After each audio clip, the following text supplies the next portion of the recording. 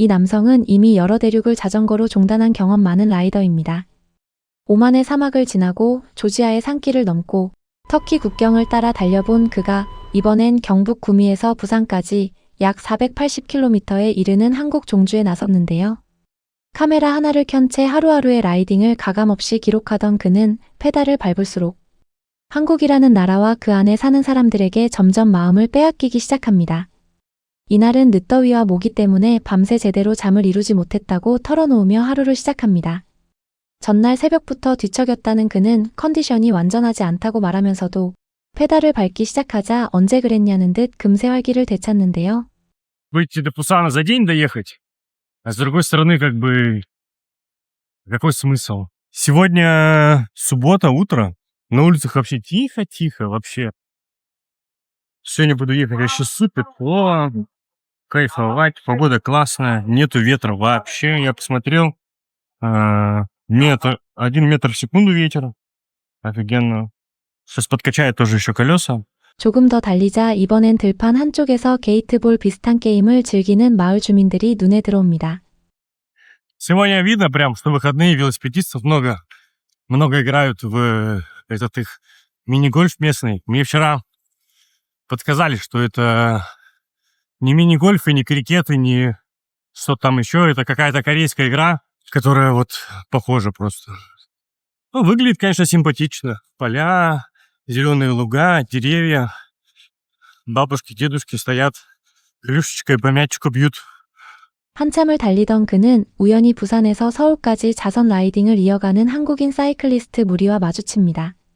자전거로 도시와 도시를 이동하면서도 짐을 최소화할 수 있다는 사실에 그는 연신 감탄했는데요. 이어 그는 여행자가 가장 걱정하는 짐 무게 이야기로 넘어갑니다. Ребята на ноге, там внутри сидят, что-то едят. Пойду тоже ем. Тут есть рамен. Я хочу рамен.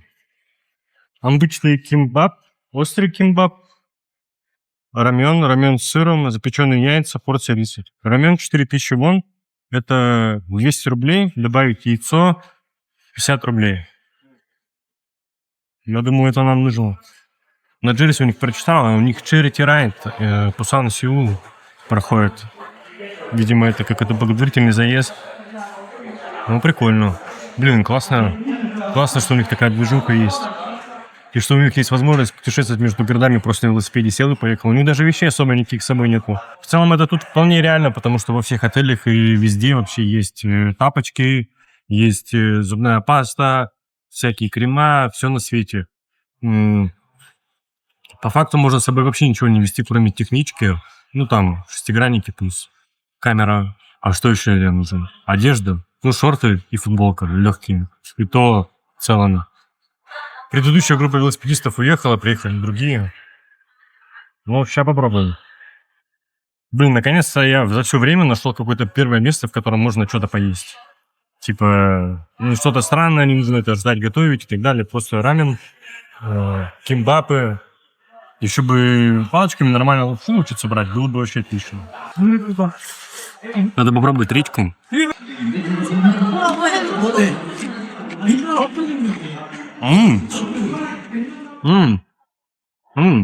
Nice. 그는 필수 장비 목록에서 세면도구를 통째로 지워버렸다고 농담을 던지기도 합니다. 유럽이나 중앙아시아를 자전거로 여행할 때는 상상도 할 수 없었던 편이었다는 것이죠. 라이딩이 이어질수록 마주치는 한국인 라이더들의 숫자도 점점 늘어납니다. Эти с гарнитурами с какими-то едут, разговаривают. У них прям на шлемах гарнитуры с микрофоном. Блин, это прикольно. 기나긴 언덕길과 표지판 없는 교차로에서 방향을 잃을 뻔한 순간 낯선 한국인 라이더가 그의 뒤를 든든하게 지켜주기 시작합니다. Обогнал и хотел выехать на велодорожку. И там какая-то развязка была непонятная без указателей. И я немного не в ту сторону поехал, он мне крикнул. Я повернулся, смотрю, он показывает типа прямо. И я выехал прямо, он меня с горочки там обогнал. И все, показывает, типа, давай садись на колесо. Я говорю, ну, поехали. В итоге мы с ними, я не знаю, так, метров, наверное, 10 точно проехали. И все, он потом попрощался со мной, поехал дальше. 잠시 뒤에는 타이어를 손에 든 채 서 있던 다른 한국인 라이더들과도 마주쳤는데 놀랍게도 이들은 서툰 러시아어로 인사를 건네며 그를 반겼습니다. Okay. Thank you, Mix. It's no problem. Shout out to Max. Ехал мимо, и ребята тут стоят с покрышкой. Я думал, надо спросить, все ли у них окей. У них нету этого шестигранника, чтобы колесо снять. Спасибо. Спасибо. О, я даже ничего не знаю русский. Вообще класс. Oh, I know another one. О, окей. WTV. Yeah. I love you. Yeah. Right? Yeah, it's right. I'm excited. 길 위에서는 뜻밖의 인연도 이어집니다. Where have you cycled so far? Oman and different countries. Oman, Georgia, Turkey, Korea, Vietnam, All right. and I think that's all. You wanna cycle more other countries? Yeah, sure. For real. Я только сказал о том, что мне не с кем поговорить на английском языке, и я встретил человека, который просто идеально говорит на английском. Ну, лучше меня. Не в том плане, что я идеально говорю на английском, а в том плане, что как бы мне было с ним самому тяжеловато говорить. Я оказался, наоборот, в другом положении, когда мне сложнее сказать свою мысль, чем моему оппоненту. Он говорит, давай подпишусь у тебя в Инстаграме. Я говорю, пожалуйста, вот мой телефон. И смотрю, а он сам объездил полмира, у него там 44 тысячи километров, проехал от Аляски до Патагонии. И я такой, вау, это круто, вот это реально круто. 산업도시를 지나던 그는 마을과 마을 사이 큰 나무들이 만들어낸 시원한 그늘길을 발견하고는 잠시 숨을 고릅니다. Сейчас пару километров ехал по дороге деревенской, которая идет параллельно, потому что была такая хорошая прохладная арка из деревьев, и внутри был холодный ветерочек. Проезжаю какой-то промышленный город, видно, что там несколько заводов, Korean полимер, еще какой-то, разные названия на корейском непонятно, только вот полимер понял. И вот интересно, ну вообще никого нет, просто пустота, ни одной машины, ничего. Просто посмотрите, какой вид, какое прекрасное небо. 더위에 지쳐 물이 떨어졌다는 걸 깨달은 순간 마치 기다렸다는 듯 한 남성이 다가와 얼음이 가득 든 차가운 물 한 병을 건넸습니다. 이 남성은 여기서 그치지 않고 시원한 커피까지 챙겨줬다고 합니다.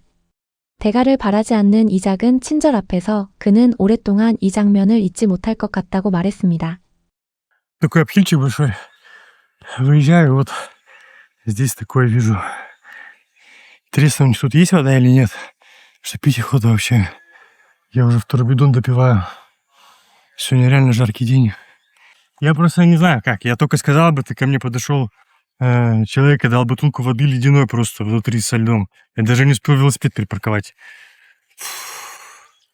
Так, нужно понять, где здесь можно посидеть, потому что все в каких-то таких камнях, монетках. И как бы чуть неправильно не сделать. Смотри. Thank you. Thank you so much. Thank you so much. Еще кофейкам дал. 이어 넓게 펼쳐진 목장을 지나며 가지런히 줄지어 선 솥대를 발견한 그는 또 한 번 카메라를 들이대는데요. Едем дальше. Еще 40 километров, 100 позади. Белая дорожка прямо сквозь ферму проходит. Прикольно. Прям между загонами едешь. И коровки там такие красивые стоят, коричневые. Все как на подбор. Одинаковые такие. Ухоженные, видно, вычесанные. Какое-то прям супер красивое место. Камера, конечно, не передает, но такая глубина, этот цвет он травой. Супер красиво. 해가 저물어갈 무렵 그는 산속으로 사라지는 끝없는 자전거 길을 마주합니다. Впереди меня почти бесконечная велодорожка, которая уходит в горы. А справа светит солнце закатное, которое скоро будет садиться. В ушах играет музыка, приятный холодный ветерок. И просто от ощущения этого момента мурашки по коже. 그러나 곧이어 마주한 두 개의 급경사 언덕은 그의 표현을 빌리면 영혼까지 다 바쳐야 했던 구간이었는데요. 지친 몸을 이끌고 겨우 숙소에 도착한 그는 편의점 맥주 2잔으로 첫날의 여정을 마무리합니다. 다음 날 아침 다소 늦게 짐을 꾸리고 출발한 그는 아담한 시골 마을을 지나게 됩니다. И вот такой милый городок. Все бабушки и дедушки воскресным утром пошли играть. Мне очень нравится. Это очень круто выглядит. 9 утра воскресенье. Все в этих шляпках стоят, играют. Бьют по мячику. 흥미로운 건 그가 이 풍경을 보며 자연스럽게 다른 나라와 한국을 비교하기 시작했다는 점입니다. Сейчас почему-то все выглядит именно так, как я себе представляю Китай. Мы вот были в Ханчжоу пару лет назад. Hello. Такие же виды, такие же горки небольшие. И мне кажется, что если ехать по Китаю, то будут примерно похожие виды. Ну, конечно, не все время. 하지만 그는 곧바로 한 가지 걱정을 솔직하게 털어놓습니다. Я бы очень хотел поехать в Китай бэкпакингом, но что-то мне подсказывает, что мне там довольно тяжело будет. Потому что я довольно сильно завишу от еды, ну, то есть привередливый в плане рациона, а китайская еда меня, ну, никоим образом не привлекает. А супермаркетов, я не знаю, будут ли они там, как в Корее, везде. Все-таки Китай размером-то побольше будет, чем Корея. 여정이 후반부로 접어들수록 날씨는 점점 나빠지기 시작합니다. 부산에 가까워질수록 하늘은 흐려졌고 결국 도착 직전에는 가랑비까지 내리기 시작했는데요. 지친 다리를 이끌고 마지막 오르막을 오르던 그는 480km에 가까운 여정 끝에 마침내 부산에 도착합니다. 막상 목적지에 도착한 그는 예상치 못한 감정에 휩싸이는데요. Я доехал до автобусной станции. И аккурат к тому моменту, когда я приехал, пошел дождь. Легкий моросил чем. Билет стоит 39 тысяч и 2000 рублей. В общем, я доехал до Пусана. Честно говоря, не знаю. Переполняют эмоции и радость того, что я доехал. И грусть о том, что это закончилось.